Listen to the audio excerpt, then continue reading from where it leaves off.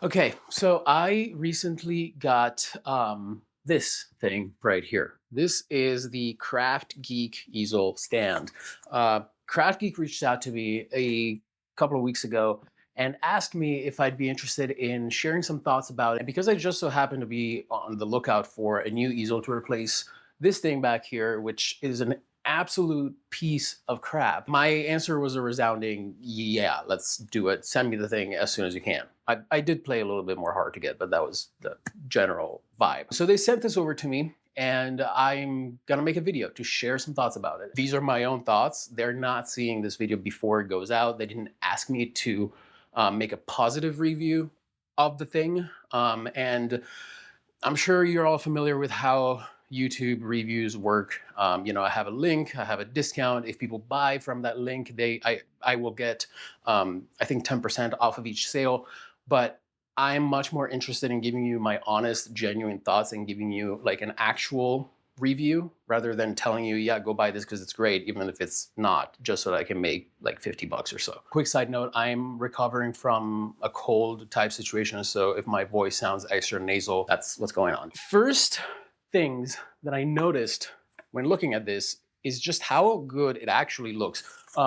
From the box to the actual easel, it looks like a very well made, well thought out product. It feels like a premium product. It's got a nice weight to it. It comes out to about, I think, 3.9 pounds, so just under 4 pounds, which is, it's heavy enough, but not so heavy that it becomes cumbersome. It can collapse down to about 20 inches, and it can extend all the way up to 65, and I'll show you what it looks like once it's fully extended. All you have to do, just pop the legs open like that. There's another leg back here, lock that into place, and you can use it as is, right? Like this, you can just open up the little bits here. I don't know what these are called now that I think about it.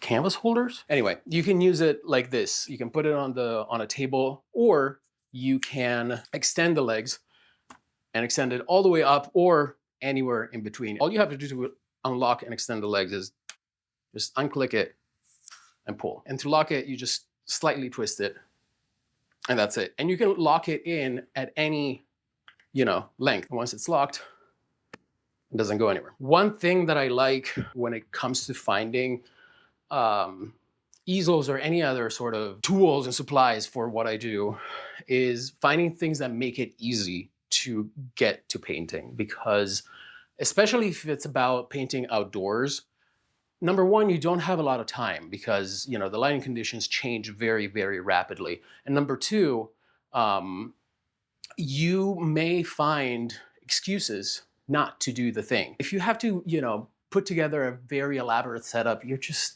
not gonna want to do it. A lot of the times you're just gonna be like, I'll just scroll Instagram or something. Or at least that's me. I'm very guilty of that. So having something that's very easy and quick to set up is a massive plus for me. And that's why this is the first easel I ever owned. Easel. It's a pochade box, I guess. It's a cigar box, and I made it myself. I put these torque hinges in the back here. I stole this from James Gurney, not the actual thing, the idea. He has one similar to this.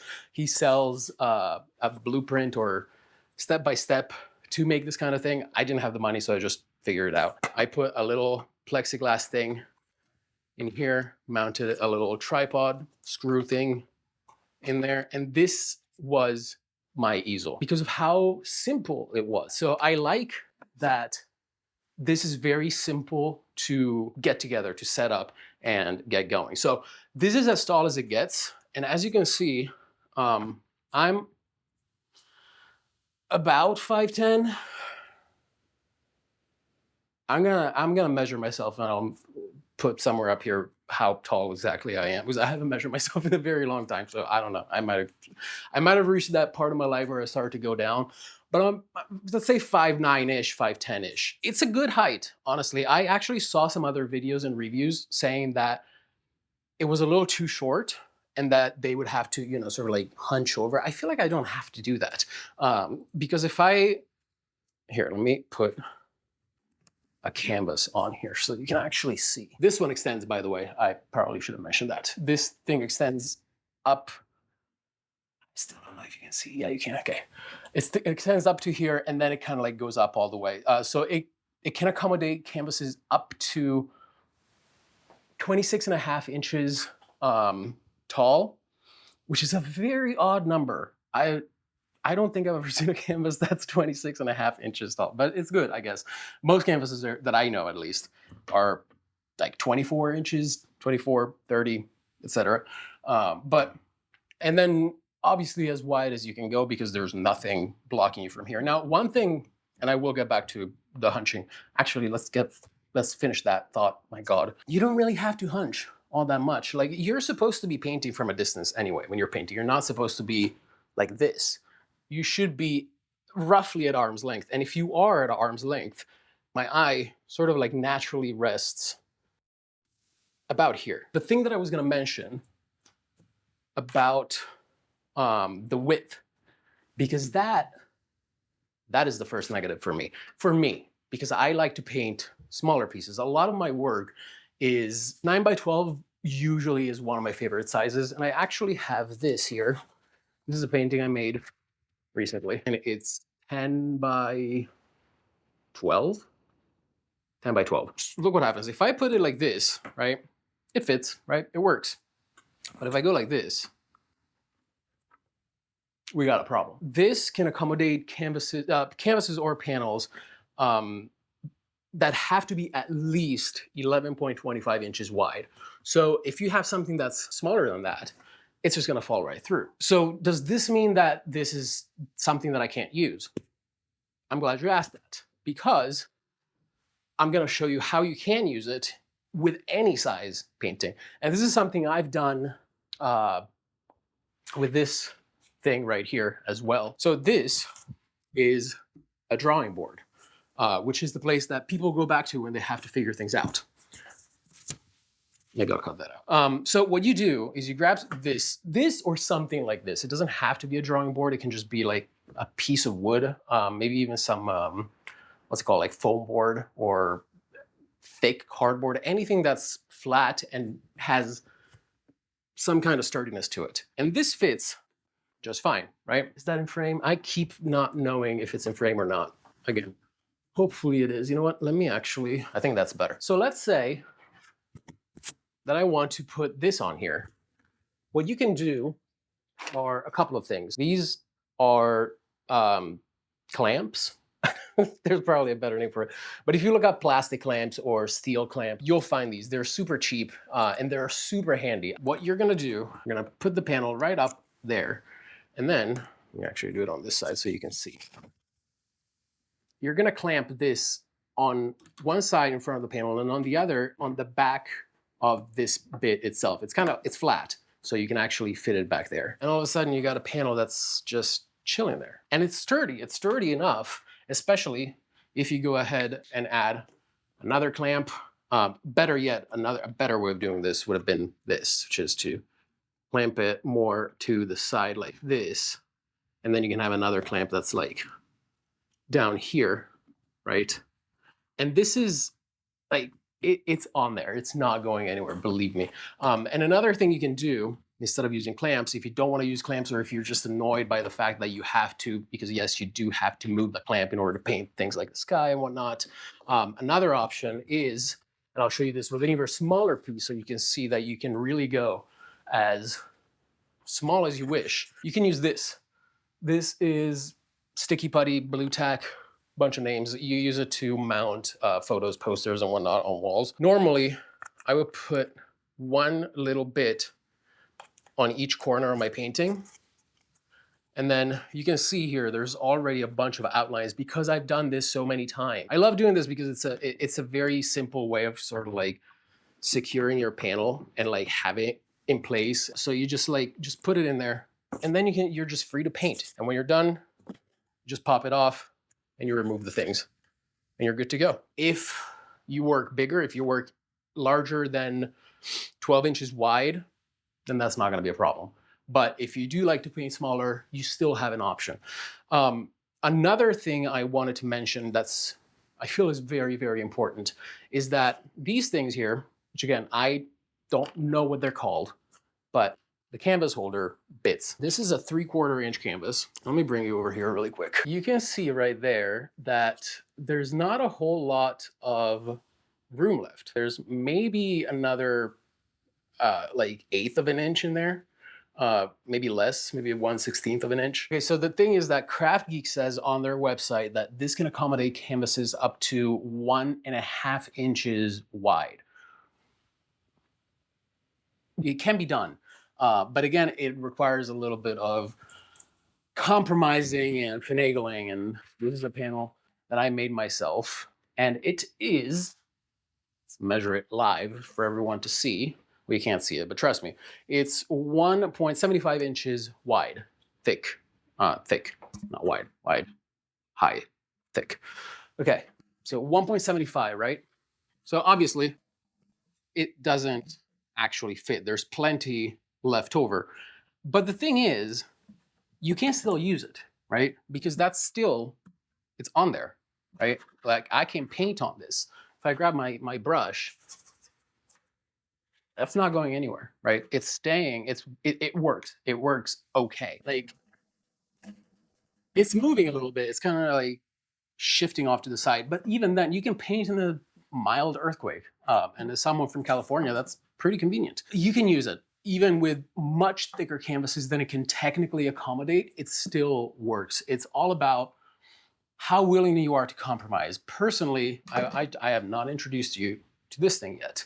This is my other easel that I was using before KraftGeek sent me this. And this, it's terrible. I paid, to be fair, like $15 for this. I think I got it at Hobby Lobby. And it's a $15 easel. You can see this here wobbles. This also wobbles. These two things here I had to glue because all of the knobs and whatnots here that you use to, actually use the easel for the purpose that it was made for, they just kept spinning forever. Like there was no tightening going on, and there still isn't in the places that I didn't glue together.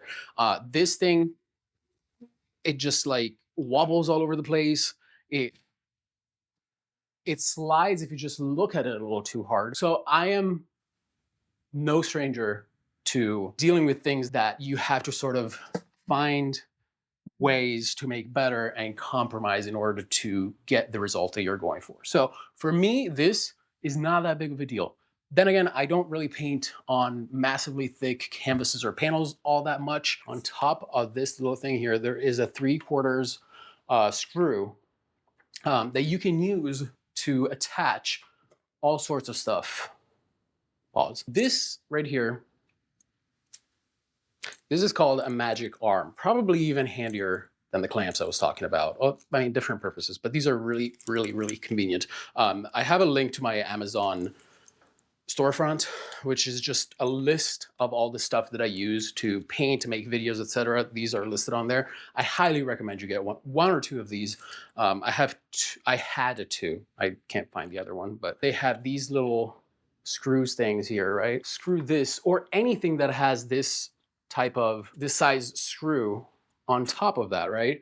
And then you can use this for all sorts of stuff. Like you can use, these come in longer sizes too, but you can use it to maybe do like some close-ups of you painting, or you can attach it, you can have your phone on there and have your reference on it. Or you can put a light and have it right on your panel thing so you can see it better. Back here, we have this little knob, and this locks this into place. However, it only locks this part, not this part. It does have a little hook down here, so you can sort of hang. I don't have a bag.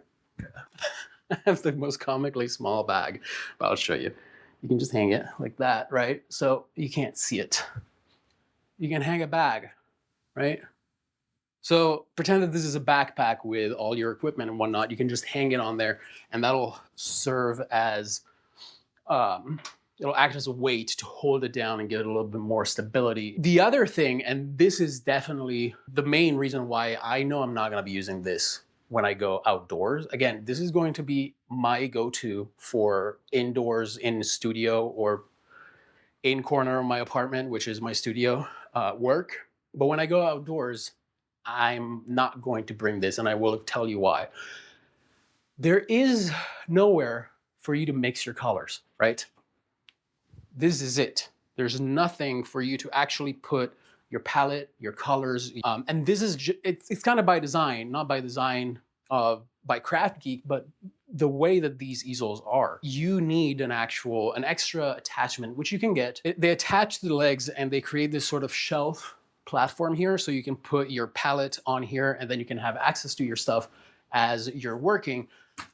The problem with that is that, as I said, I like to keep things as minimal and streamlined as possible, especially when going outdoors. So having that, it just doesn't work for me. Adding that on top of everything else is just more, right? So that's why I like easels that are more of the pochade box variety, that are just like a box with everything in it. I'm very unlikely to take this outdoor with me unless I start to paint bigger. That's the other thing.